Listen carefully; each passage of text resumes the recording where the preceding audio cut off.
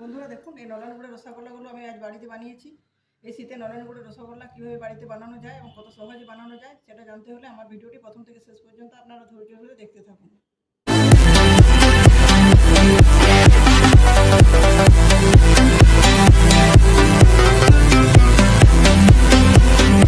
নলেন গুড়ের রসগোল্লা বানানোর জন্য এখানে কড়াইতে বসিয়ে দিচ্ছি 1.5 লিটার দুধ। দুধটা খুব ভালোভাবে গরম করে নিচ্ছি। দুধটা যখন উঠবে তারপর আবার 5 মিনিট ফুটিয়ে নেবো। তারপর গ্যাসের ওভেনটা অফ করে দিয়ে দুধটা থেকে ছানা কাটিয়ে নেবো। এখন বন্ধুরা দুধটা খুব ভালোভাবে ফুলে উঠেছে উপর দিকে। দুধটা এবার সময় মতো ডাবল দিয়ে এরকম 4-5 মিনিট করে আমি নাড়াচাড়া করবো যাতে দুধটাতে কোনো স্তর না পড়ে।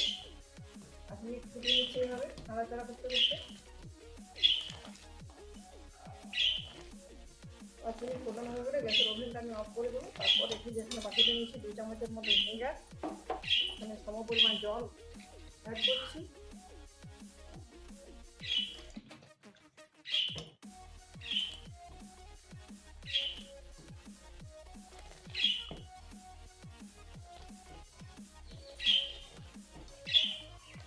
বন্ধুরা এরপর আমি গ্যাসের ওভেনটা অফ করে দিচ্ছি।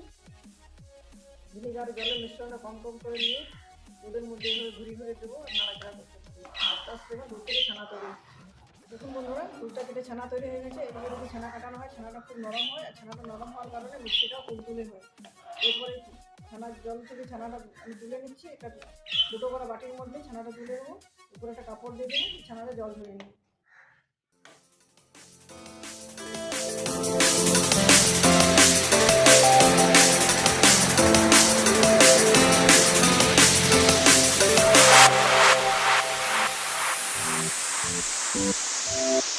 বন্ধুরা ছানা থেকে জল ঝরিয়ে নিয়েছি মশারির কাপড়ের উপর দিয়ে ছানাটাতে। এরপর উপর থেকে ঠান্ডা জল দিয়ে খুব ভালোভাবে ধুয়ে নিচ্ছি। ভিনিগার দিয়ে যদি ছানাটা কাটিয়েছি, ভিনিগারের একটা গন্ধ থাকে, সেই গন্ধটা যাতে না থাকে সেজন্য এইভাবে জল ঝরে যাবে 2 থেকে 3 বার ছানাটা খুব ভালোভাবে ধুয়ে নিচ্ছি।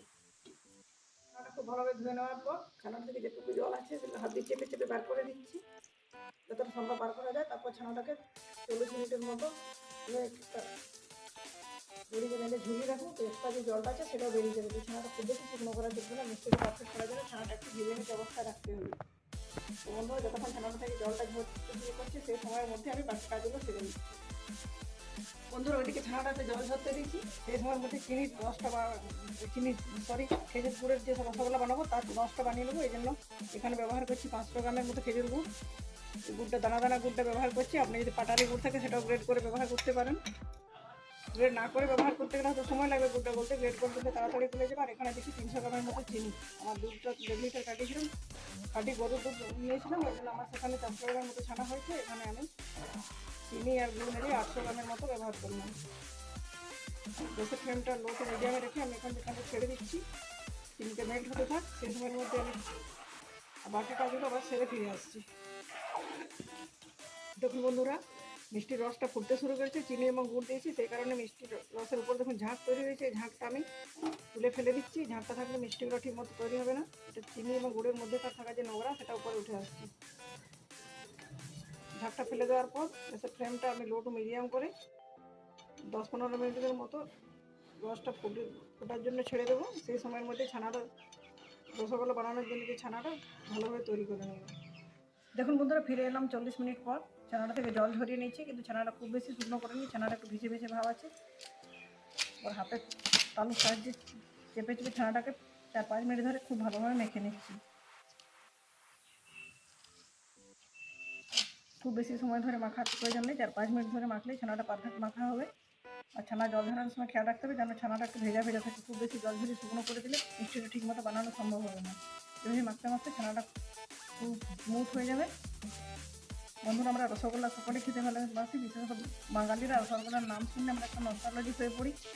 আর নলেন গুড়ের রসগোল্লা বা খেজুর গুড়ের রসগোল্লা একটা সিজনাল ব্যাপার। শীতকালে নলেন গুড় তৈরি হয়, নলেন গুড় থেকে বিভিন্ন রেসিপি তৈরি হয়, তার মধ্যে রসগোল্লা হচ্ছে অন্যতম। রসগোল্লা খেতে আমরা সকলেই পছন্দ করি। পছন্দ করে না এমন মানুষ হয়তো খুঁজে পাওয়া যাবে না। তো বন্ধুরা এবার মেখে নিচ্ছি। মেখে নেওয়ার পর যখন 400 গ্রাম আমার ছানা হয়েছে, 400 গ্রাম ছানার জন্য যে চামচটা নিয়েছি 200 গ্রাম ছানাতে 4 চামচ করে রুম ময়দা দিতে হবে।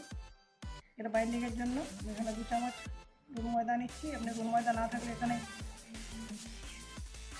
এরারুটও ব্যবহার করতে পারেন বা কর্নফ্লাওয়ারও ব্যবহার করতে পারেন। এখন বন্ধুরা ছানাটা খুব ভালোভাবে দলে দলে মেখে নিয়েছি, ছানাটা স্মুথ টেক্সচার তৈরি হয়েছে। ছানাতে কোনো লাউস বা দানা নেই, লাউস বা দানা থাকলে মিষ্টিটা পারফেক্ট তৈরি করা সম্ভব হবে না। ছানা মাখতে মাখতে হাতে যখন এরকম ঘি উঠে গেছে তখন বুঝতেই পারবেন আপনার মিশ্রণটা ঠিক তৈরি হয়ে গেছে।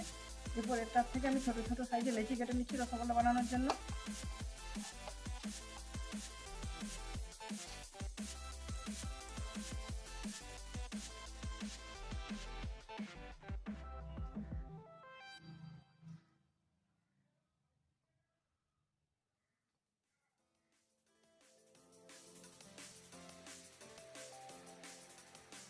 আমার 400 গ্রাম ছানা থেকে মোট 24টা ছানার বল তৈরি হয়েছে, অর্থাৎ 24টা নলেন গুঁড়ো রসগোল্লা তৈরি হবে। এই বলগুলোর মধ্যে এবারে আমি এটাকে নকুলদানা ভরে দিচ্ছি। নকুলদানাটা গরম হওয়ার সাথে সাথে ভিতরে গলে গেলে ভিতরটা বেশ ফোলা ফোলা হবে রসগোল্লাটা।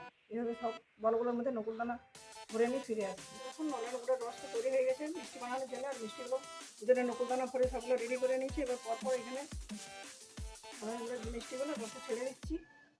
যেখানে গ্যাসের ফ্লেমটা হাইতে রাখছি, 10 মিনিটের মতো হাই ফ্লেমে এটা একটু সিদ্ধ করে নিচ্ছি। তারপর গ্যাসের ফ্লেমটা কমিয়ে দেবো। তো বন্ধুরা, নলেন গুঁড়ো রসগোল্লা আমরা সকলেই খেতে পছন্দ করি, দোকান থেকে কিনে খাই। আমি কীভাবে নলেন গুঁড়ো রসগোল্লাটা বানাচ্ছি প্রথম থেকে পর্যন্ত আপনারা অবশ্যই ধৈর্য ধরে বসে ভিডিওটি দেখুন। দেখলে পরে আর দোকানে রসগোল্লা কিনতে যেতে হবে না, বাড়িতে বানাতে পারবেন। এবং ঢাকা দিয়ে দিলাম, ফিরে আসছি 15 মিনিট পর। তো বন্ধুরা, ফিরে এলাম 15 মিনিট পর। মিষ্টিগুলো দেখুন কতটা বড় হয়ে গেছে, যে সাইজে দিয়েছিলাম তার ডবল হয়ে গেছে। এবার গ্যাসের ফ্লেমটা লো টু মিডিয়ামে করে আরও 30 মিনিটের মতন এইভাবে রসগোল্লাগুলো ফুটিয়ে নিচ্ছি। তারপর ফিরে এলাম আধ ঘন্টা পর। দেখুন মিষ্টিগুলো আমার পুরোপুরি তৈরি হয়ে গেছে, কালারটাও কি সুন্দর চেঞ্জ হয়ে গেছে। মিষ্টিগুলো এখন নরম আছে, হাতাতে একটু হালকা করে নাড়াচাড়া করে দিচ্ছি। মিষ্টিটা ঠিক মতো হয়েছে কিনা, এর মধ্যে শিরাটা ঠিক মতো ঢুকেছে কিনা জানার জন্য একটা বাটিতে নিয়েছি জল। এই ঠান্ডা জলে মিষ্টিটা দিয়ে দিচ্ছি। দেখুন মিষ্টিটা ডুবে গেছে, তার মানে ছানাটাও সিদ্ধ হয়ে গেছে, শিরাটাও খুব ভালোভাবে ভিতরে গেছে। যদি এটা ঠিক মতো সিদ্ধ না হতো, শিরাটা ভিতরে না ঢুকতো, তাহলে মিষ্টিটা উপরে ভাসতো। বন্ধুরা, মিষ্টিটা 4-5 ঘন্টা যদি এভাবে রেখে দেওয়া হয় তাহলে পুরো মিষ্টি শেষ পর্যন্ত শিরাটা ঢুকে যায়। কিন্তু আমি অতটা সময় পর্যন্ত রাখবো না, আধ ঘন্টা এখানটা রেখে দিচ্ছি ঢেকে এভাবে। তারপর আপনার দেখাচ্ছি যে মিষ্টিটা কীরকম হয়েছে। বন্ধুরা, ফিরে এলাম আধ ঘন্টা পর। এখন গরম গরম মিষ্টিগুলো এরপর একটা বাটিতে তুলে নিচ্ছি। তোলার সময় যেহেতু মিষ্টিগুলো গরম আর খুব নরম আছে, না সাবধানে তুলতে হবে। আধ ঘন্টা শিরাতে ডুবিয়ে রাখার পর মিষ্টির কালারটা দেখুন কতটা ঘন হয়ে গেছে। নলেন গুঁড়ো রসগোল্লাটা কীরকম হয়েছে, একটা রসগোল্লা নিচ্ছি একটা প্লেটে, এটা কেটে দেখাচ্ছি। দেখুন কি সুন্দর তুলতুলে নরম হয়েছে, পুরো ভিতর পর্যন্ত রসটা চলে গেছে। একটু হালকা সাদা আছে মানে এই জায়গাটা, আর কিছুক্ষণ শিরার মধ্যে ডুবে রাখলে পুরোটা কালারফুল হয়ে যাবে। বন্ধুরা, আমার রেসিপিটি কেমন লাগলো অবশ্যই আপনারা কমেন্টের মাধ্যমে জানাবেন। রেসিপিটি বাড়িতে একবার ট্রাই করবেন, এবং মিষ্টির খেতে কেমন লাগলো অবশ্যই সেটাও আমাকে জানাবেন। পরে অন্য ধরনের কোন কী কী রেসিপি আপনারা জানতে চান সেগুলো অবশ্যই আমাকে আপনারা জানাবেন। আমি যথাসাধ্য চেষ্টা করবো সেগুলো আপনাদের সামনে উপস্থাপন করার। বন্ধুরা, আজকের মতো এই পর্যন্ত। পরের দিন ফিরে আসছি নতুন কোনো রেসিপির সাথে। ভালো থাকুন, সুস্থ থাকুন, ধন্যবাদ।